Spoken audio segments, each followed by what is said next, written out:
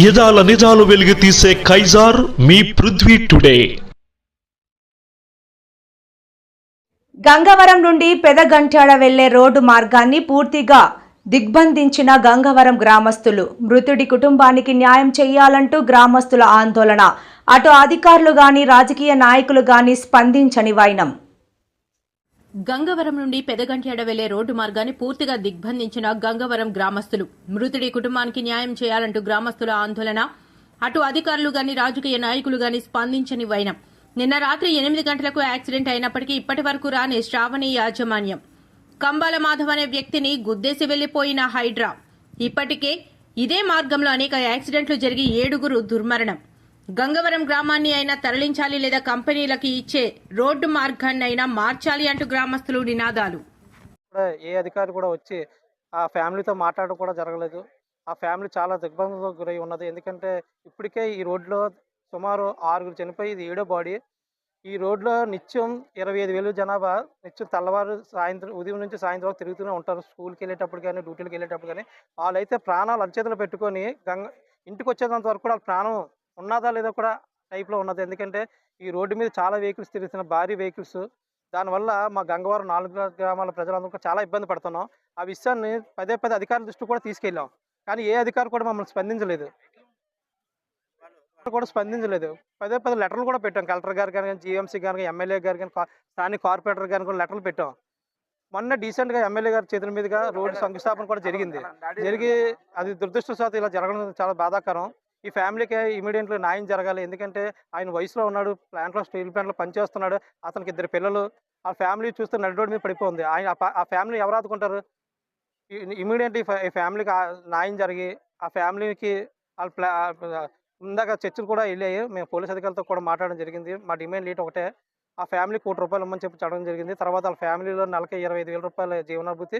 వాళ్ళ ఫ్యామిలీలో ఎవరైనా ఉద్యోగం చేయాలనుకుంటే ఉద్యోగం చెప్పడం జరిగింది. అయితే వాళ్ళు మాట్లాడి చెప్తానన్నారు. కానీ ఇప్పుడు వచ్చి ఏ అధికారి కూడా వచ్చి మాతో సంప్రదింపులు కూడా చేయలేదు. ఇప్పుడు వచ్చి ఏమంటే మొన్న ఇందాక డీసెంట్గా పిలిచి మొన్న అంటే ఒక 6 సంవత్సరాల క్రితం ఏం జరిగిందో అదే చేస్తానని చెప్పేసి మాకు చెప్పడం జరిగింది. దాన్ని అయితే మాత్రం పెద్దలు కానీ తర్వాత స్థానికులు కానీ అందరూ కూడా దాన్ని ఖండించాం. సార్ మీరు ఏంటి మాట్లాడుతున్నారండి? ఈరోజు ఆయన 60 సంవత్సరాలు సర్వీస్ చేయాలి స్టీల్ ప్లాంట్లో. ఎక్కడికి వెళ్ళా నెలకు ఒక 20,000 30,000 సంపాదించుకుంటాడు. ఇప్పుడు ఆయన దగ్గరికి నాకు తెలిసి ఒక 45 ఇయర్స్ ఉంటుంది అనుకుంటున్నాను. 45 అంటే 15 ఇయర్స్. మంత్లీ ఒక 20,000 శాలరీ వేసుకున్నా 12 నెలలు ఇంటూ 12 ఎంత ₹2,40,000.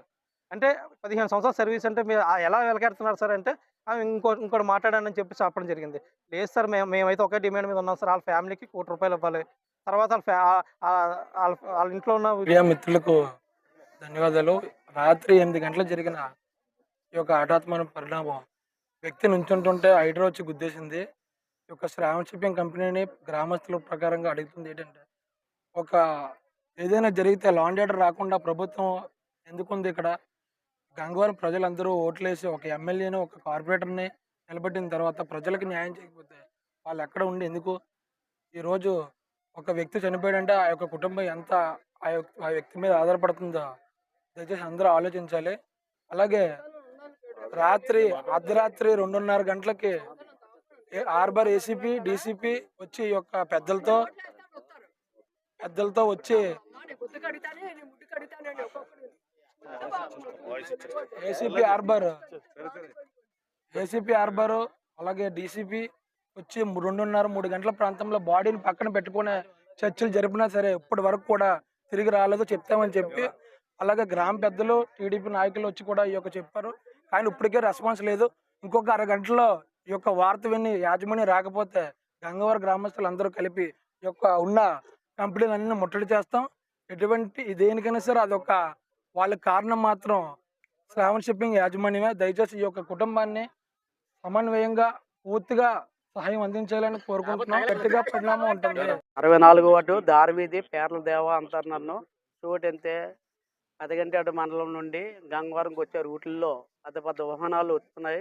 చూడంతే పెద్దలు మన కుల పెద్దలు అడిగితే ఏంటండి ఇంత పెద్ద వాహనాలు వస్తున్నాయి అంటే మేమేం చేయగలం బాబు అన్నారు.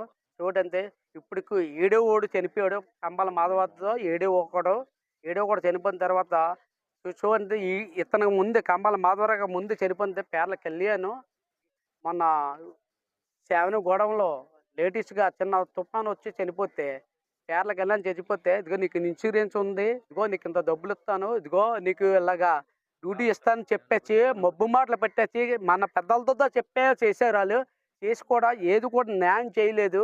చూడంటే ఇలాగే మన కంబాల మాధవరం కూడా మోసం జరగకుండా చూడండి. ఈ గంగవరం గ్రామం నుండి పెద్దగంట నుండి గంగవరం వెళ్ళే పెద్ద వాహనాలన్నీ కూడా మనం ఏంటి ఈ రహదారుల్లో పెద్ద వాహనాలకి వాళ్ళకి రూట్ ఇచ్చింది అయితే ఉప్పరకోన నుండి ఇచ్చారు. మనం చిన్నపిల్లలము అప్పుడే వచ్చారు, మీకు తెలియదు, నాకు తెలుసు. అప్పటికి పెద్దమ్మవారి గుడి శంకుస్థాపన చేశాను. అప్పటికే నేనే చేశాను. పెద్దమ్మవారి గుడి పేర్లాలు అయ్యంలో నేను ఉండి పెద్దమ్మవారి గుడికి శంకుస్థాపన చేసేటప్పుడు అక్కడ మనకు ఉప్పరకోనలు ఇచ్చారు. మనకి ఉప్పరకోనలు ఇచ్చినప్పుడు మనకి ఈ వాహనాలు అటు వెళ్ళకంటే ఎందుకు వస్తున్నాయంటే మన పెద్దల లోపమో లేకపోతే ఈ రాజకీయ నాయకుల లోపమో మనకు తెలియదు. చూడండి వీళ్ళు ఎవరికారు లబ్ధి పొందుతున్నారో మనకు తెలియదు. కాబట్టి సో కార్యకర్తలు అందరు కలిసి మన గంగారపేట 4 గ్రామాల ప్రజలు కూడా అందరూ కలిసి ఏడు చేయాలంటే మనం ఒకటే ఒక శక్తి పోషాన్ని పెట్టుకోవాలి. మనం ఊరైనా తరలించాలి. దీనికైతే ఏ నాయకుడు వచ్చినా సరే ఆ నాయకుడికి మనం సపోర్ట్ చేస్తామని నా యొక్క నిర్ణయం పెట్టి నా తొలి నిర్ణయం తీసుకుంటాను. ఇది అది చూస్తే మీ రోడ్డు కాదు, దారి అంటే వచ్చి వాళ్ళు కూడా కాలు బిగితే అక్కడ నుంచుంటారు.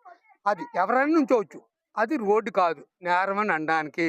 అందులో ఇక్కడ మనిషిని డెడ్ బాడీ చేసేటప్పుడు ఇక్కడే బండి ఆగాలి.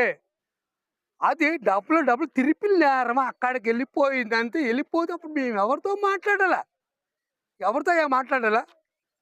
డెడ్ బాడీ ఎక్కడ జరిగిందో అక్కడే బండి ఆగాల. దానికి డబ్బులు తిరిపిలు కూడా నేరం అని చెప్తాను నేను. కోర్టుకి వెళ్ళి మాట్లాడగలను.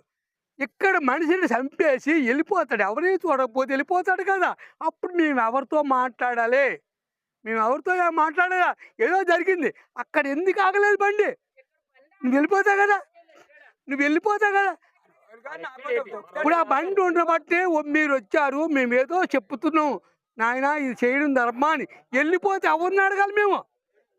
ఇది చట్టం ప్రకారంగా తిరుపులు నేరమా బండి? అక్కడ బండి అది ఇక్కడికే రావాలా? ఎక్కడికి రావాలా తెలుస్తాదు.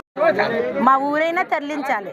మా ఊరికి సావు లేకుండా ఒక దారి చూపించండి, లేదంటే ఈ కంపెనీలన్నీ మూసేయాలి. మీకు చేత కాకపోతే చెప్పండి, మేము మూయించేస్తాం. మీకు చేత కాకపోతే మేమే చేస్తాం. మా లేడీసే, మీ అబ్బాయిలు ఎవరు అవసరం లేదు, లేడీసే మూయించేస్తారు. ఏంటి ఇలాగా? ఎవరిని గుద్దేసి ఎవడు వెళ్ళిపోతున్నాడో తెలియదు. చూస్తే అటు దొరుకుతాడు, చూడకపోతే ఇంకా చావుకి దిక్కు లేదు. వస్తే మాకు గ్యారెంటీ లేదు. డ్యూటీకి వెళ్ళాలి, ఇంటికి వస్తున్నారో లేదో కూడా గ్యారెంటీ లేదు.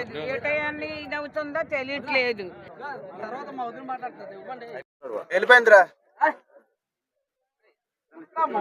అందరికీ గంగవరం నుండి గంటేడు వెళ్ళే మార్గంలోని నిత్యం యాక్సిడెంట్లు ఎక్కువగా జరుగుతున్నాయి. అలాగే హెవీ వెహికల్స్ రావడం వల్ల మా ప్రాణాలు గుండెల్లో పెట్టుకొని మేము డ్రైవింగ్ చేస్తున్నాం. అలాగే ఏంటంటే నిత్యము ఇప్పటికే ఒక 5-6 ప్రాణాలు పోయాయి ఈ కంపెనీల వల్ల. శాశ్వతంగా మాకు రోడ్డైనా మాకు విరమించుకొని మాకు ఈ రోడ్డు ఉంచి, లేకపోతే కంపెనీలకు అటువైపు ఎక్కడో రోడ్డు రహదారి ఇచ్చి మాకు, లేకపోతే ఊరైనా తీసేయాలి, లేకపోతే మాకు ఏదైనా న్యాయం చేయాలి శాశ్వతంగా. కానీ ఇది చాలా దారుణమైన పరిస్థితిలో ఉన్నాం మేము. ఎట్టి పరిస్థితిలో కూడా మాకు న్యాయం, మనిషి చనిపోయి ఇంచుమించు నైట్ 8 గంటలకు చనిపోతే ఇప్పుడు తెల్లవారి 8-9 అయినా కూడా ఇంతవరకు కూడా ఎవరు కూడా మాకు వచ్చి ఏ మార్గాన్ని ఏది కూడా స్పందించలేదు. కానీ ఇలా జరిగితే మేము ఈ టెంట్, ఈ ధర్నాలు ఇలా కొనసాగిస్తాం, దీన్ని ఎంతవరకైనా తీసుకెళ్తాం.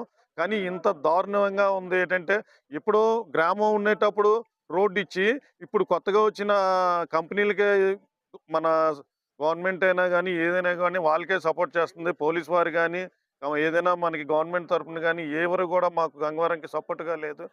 దీన్ని మాత్రం శాశ్వతంగా కూడా మాకు ఈ రోడ్డు మార్గాన్ని మా గంగవరంకైనా కేటాయించాలి, లేకపోతే ఊర్లైనా తరలించాలి, లేకపోతే ఈ కంపెనీస్కి రోడ్డు బ్యాక్ సైడ్ ఎక్కడో కూడా కేటాయించుకొని ఈ రోడ్డును మాత్రం మా గ్రామానికే ఉంచాలని నేను కోరుతున్నాను.